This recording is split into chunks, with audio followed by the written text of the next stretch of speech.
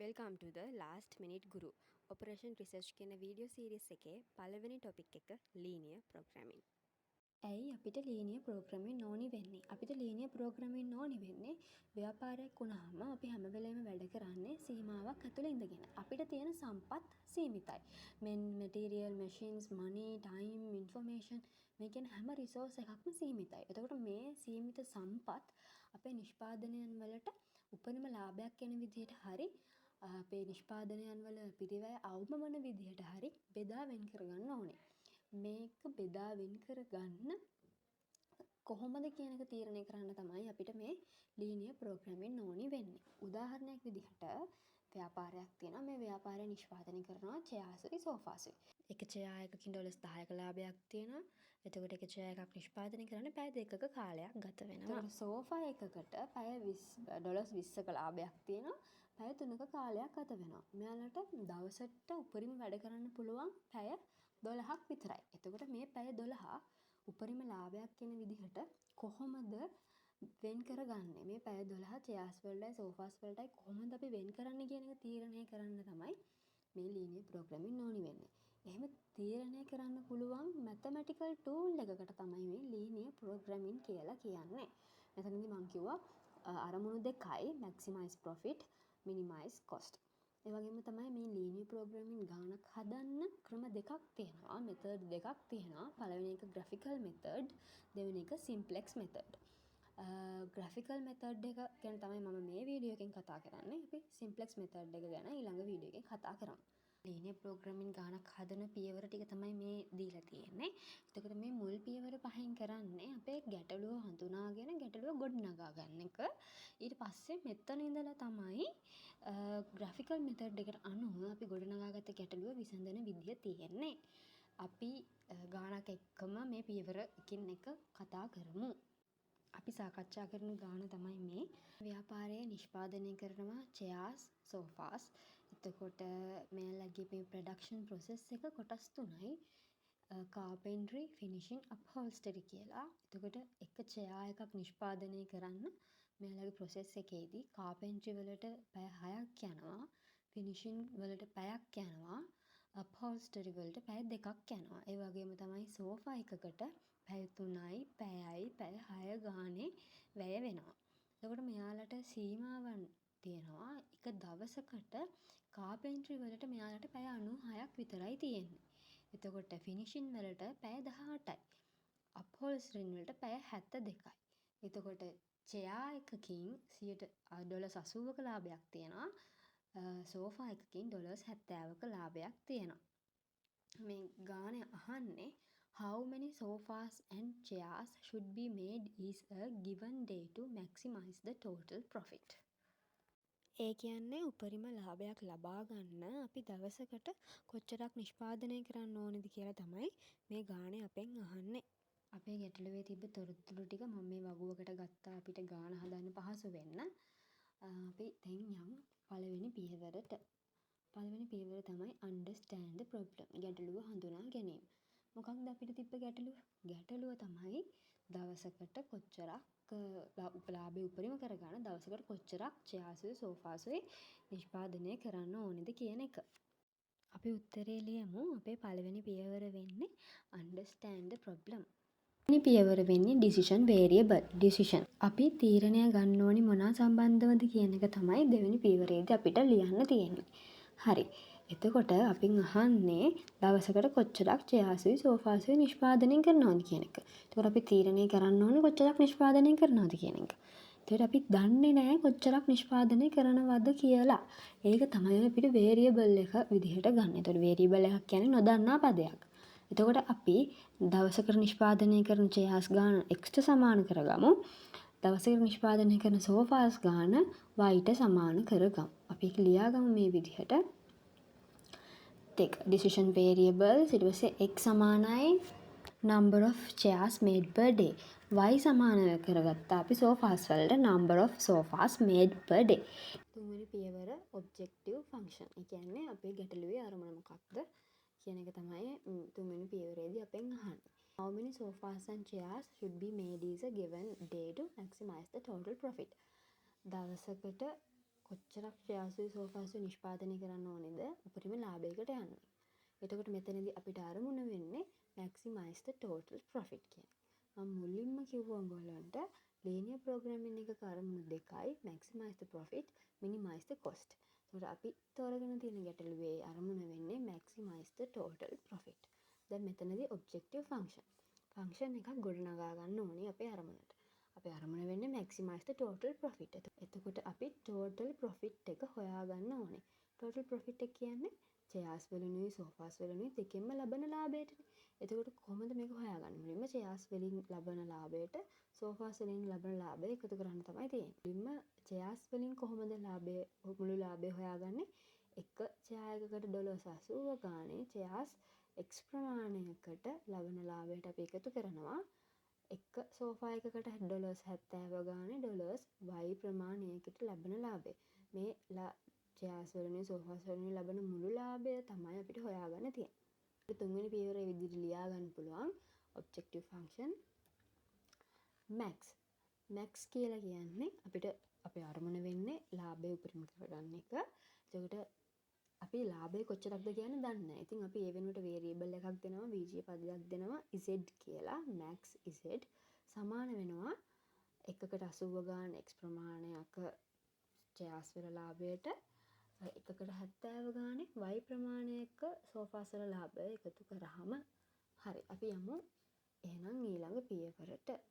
හතරවෙනි පියවර constraints. constraint එක කියන්නේ සීමාවක් කියන එක. මේ ගානේ ඇතුළේ තිබ්බා constraints 3ක්. එයාලගේ process එක කොටස් 3යි. carpentry, finishing, upholstering කියලා. ඒකට මේ process වලට වෙන වෙනම දීලා තියෙනවා දවසකට තියෙන පැය ගාන. ඒකට carpentry වලට පැය 96යි. එතකොට අපිට carpentry වලට භාවිතා කරන්න පුළුවන් උපරිම පැය ගාන පැය 96ක් විතරයි. finishing වලට පැය 18යි. upholstering වලට පැය 72යි. දැන් අපි බලමු කොහොමද මේකෙන් constraint එකක් ගොඩනගා ගන්න කියලා. මුලින්ම ගන්න carpentry. මුලින්ම carpentry ගැන කතා කරාම උපරිම 96යි. chair එකකට පැය 6 ගානේ chairs x ප්‍රමාණයකට එක sofa එකකට පැය 3 ගානේ sofas y ප්‍රමාණයකට වැය කරන කාලය මේ දෙකටම මේ වැය කරන කාලය අඩු හෝ සමාන වෙන්න ඕනේ 96ට. එක්ක 96ක් වෙන්න ඕනේ, එක්ක 96ට වඩා අඩු වෙන්න ඕනේ. පැය 97ක් වෙන්න බෑ මේ දෙකේම එකතුව. මොකද අපිට තියෙන උපරිම පැය ගාන 96යි. 96ට වඩා යන්න බෑ. එතකොට අපි ලියාගමු දැන් හතරවෙනියට අපේ constraint එක මුලින්ම පළවෙනි constraint එක 6යි x එක chair එකකට පැය 6 ගානේ chairs x ප්‍රමාණයකටත් එක sofa එකකට 3 ගානේ sofas y ප්‍රමාණයකටත් වැය කරන මුළු කාලය එකතුව හෝ සමාන වෙන්න ඕනේ 96ට වඩා. මේක තමයි පළවෙනි constraint එක. අපි යමු දෙවෙනි constraint එකට. finishing. අපිට උපරිම පැය 18යි තියෙන්නේ. අපිට අර වගේම හදා ගන්න පුළුවන්. එක chair එකකට එක පැයයි, එක sofa එකකට එක පැයයි. දෙකේම එකතුව කුඩා හෝ සමාන වෙන්න ඕනේ 18ට වඩා. 19ක් වෙන්න බෑ. එතකොට අපි ලියාගමු ඊළඟ ෆන්ක්ෂන් එකත්. එතනදී එක පැය ගාන තමයි නිෂ්පාදන දෙකටම වැය වෙන්නේ. එතකොට x සහ y වල එකතුව කුඩා හෝ සමාන වෙන්න ඕනේ 18ට වඩා. හරි. ඊට පස්සේ තුන්වෙනි constraint එක upholstering. මෙතනදී එක chair එකකට පැය 2යි, එක sofa එකකට පැය 6යි. මේ දෙකම අපි කීයක් හැදුවත් අපිට තියෙන උපරිම පැය 72යි. එතකොට 2x ධන 6y කුඩා හෝ සමාන වෙන්න ඕනේ 72ට වඩා. මොකද අපිට උපරිම තියෙන 72යි 72ට වඩා වැඩි වෙන්න බෑ. හරි. අපි යන් ඊළඟ පියවරට non-negative constraints. non-negative කියන්නේ ඍණ වෙන්න බෑ කියලා. ඒ කියන්නේ අපිට නිෂ්පාදනය කරන්න තියෙන අපේ decision එක මොකද්ද? දවසකට නිෂ්පාදනය කරන chairs ප්‍රමාණය, දවසකට නිෂ්පාදනය කරන sofas ප්‍රමාණය. එතකොට අපි දවසකට එකක් හෝ නිෂ්පාදනය කරලා තියෙන්න ඕනේ. ඒක ඍණාගයන් තියෙන්න බෑ. x y බිඳුවට වඩා විශාල වෙන්න ඕනේ හැම වෙලේම. අවම වශයෙන් එකක්වත් නිෂ්පාදනය කරලා තියෙන්න ඕනේ. දැන් අපි අපේ ගැටලුව ගොඩනගා ගත්තා. අපි දැන් යමු graphical method එකට මේ ගැටලුව විසඳ ගන්න. මේ graphical method එකේදී පළවෙනි පියවර finding points in the graph. අපි දැන් යන්නේ graph වල ඛණ්ඩාංක හොයාගන්න. මෙතනදී ඔයාලට සාමාන්‍ය පෙළ දැනුම ඕනි වෙනවා. හරි. මම අපේ ගාන ලියාගත්තා. අපේ objective function එක මේක. මේ තමයි අපිට තියෙන constraints ටික. අපි බලමු කොහොමද දැන් අපේ ඛණ්ඩාංක හොයාගන්නේ කියලා. දැන් අපි x සහ y කියන දෙකටම බිඳුවට සමාන කරලා බිඳුව උපකල්පනය කරලා තමයි හොයාගන්න යන්නේ. අපි බලමු. හරි. පළවෙනි constraint එක තමයි මේක. මම ගත්ත පළවෙනි constraint එක. පළවෙනියටම අපි x බිඳුවට සමාන කරගමු. x බිඳුවට සමාන කරගත්තාම 6x දැන් 3y සමාන 96 තමයි දැන් අපේ ෆන්ක්ෂන් එක. ඒකට මේක සුළු කරගමු. x වෙනුවට බිඳුව. එතකොට 6 වැඩි කිරීම බිඳුව x වෙනුවට බිඳුව. 6 වැඩි කිරීම බිඳුව එකතු කිරීම 3y සමානයි 96. එතකොට 6 වරක් බිඳුව බිඳුවයි බිඳුව ධන 3y සමානයි 96. දැන් බිඳුවට අගයක් නැහැ. එතකොට 3y සමාන වෙනවා 96ට. මෙතන තියෙන දැන් අපි y තනි කරගන්න ඕනේ. y තනි කරගන්න අපි yත් එක්ක 3ට තියෙන සම්බන්ධය ගුණ කිරීමක්. එතකොට ගුණ කිරීමේ ප්‍රතිලෝම බෙදීම. ඒක නිසා අපි දෙපැත්තම 3ෙන් බෙදනවා. දෙපැත්තම 3ෙන් බෙදුවාම y තනි වෙනවා. එතකොට yට 32 කියන උත්තරේ එනවා. ওই විදිහටම අපි මේ සමීකරණය yට බිඳුව ආදේශ කරලා හදමු. හරි. 6x දැන් 3y සමාන 96. එතකොට දැන් අපිට y වෙනුවට දාන්න තියෙන බිඳුව. දැන් අපි y වෙනුවට බිඳුව දැම්මා. එතකොට 3 වරක් බිඳුව බිඳුවයි. මෙතන බිඳුවට අගයක් නැහැ. ඒක නිසා අපිට 6x සමාන 96යි කියලා ගන්න පුළුවන්. ඊට පස්සේ 6x තනි කරගන්න දෙපැත්තම 6ෙන් බෙදනවා. එතකොට x වල අගය එනවා 16ක් කියලා. හරි. අපිට ඒ විදිහටම දෙවෙනි constraint එකටත් x එකපාරක් දෙවෙනි constraint එකටත් අපිට x බිඳුවටත් y බිඳුවටත් සමාන කරලා උත්තර ගන්න පුළුවන්. එතකොට දෙවෙනි constraint එකට x ට බිඳුව ආදේශ කරලා අපිට y වලට 18ක් ගත්තා. අර විදිහටම සමීකරණය දාලා ඊට පස්සේ y ට බිඳුව ආදේශ කරාම x 18ක් උත්තරේ එනවා. ඊට පස්සේ තුන්වෙනි එක 2x ධන 6y සමානයි 72.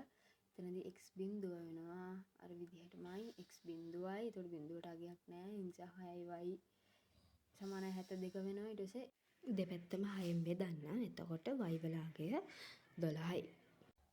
ඊළඟට මේ y සමානයි බිඳුව ආදේශ කරලා අපි තුන්වෙනි constraint එක හදාගමු. 2x ධන 6y සමානයි 72. y බිඳුවයි. එතකොට 2x සමානයි 72 වෙනවා. එතකොට දෙපැත්තම දෙකෙන් බෙදුවාම x තනි වෙනවා. එතකොට x 36ක් වෙනවා. හරි. මේ තමයි එතකොට අපි මේ විදිහට ආදේශ කරලා ගත්ත ඛණ්ඩාංක ටික.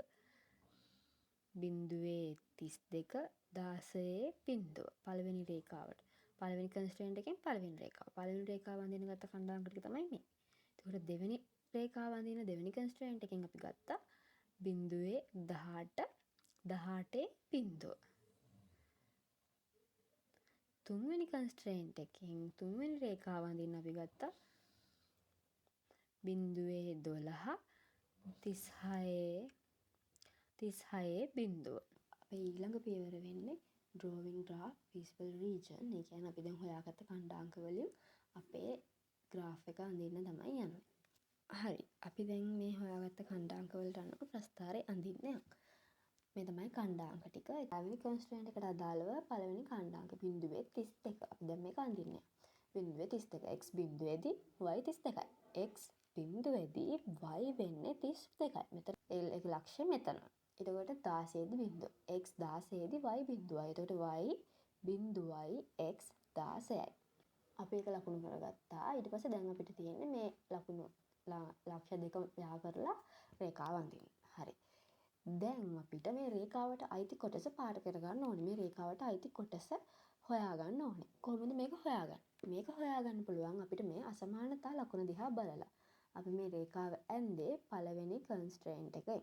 ඒතකොට ඒ constraint එකේ අසමානතා ලකුණ දිහා බලලා අපිට මේකේ පාට කරන පැත්ත හොයාගන්න පුළුවන්.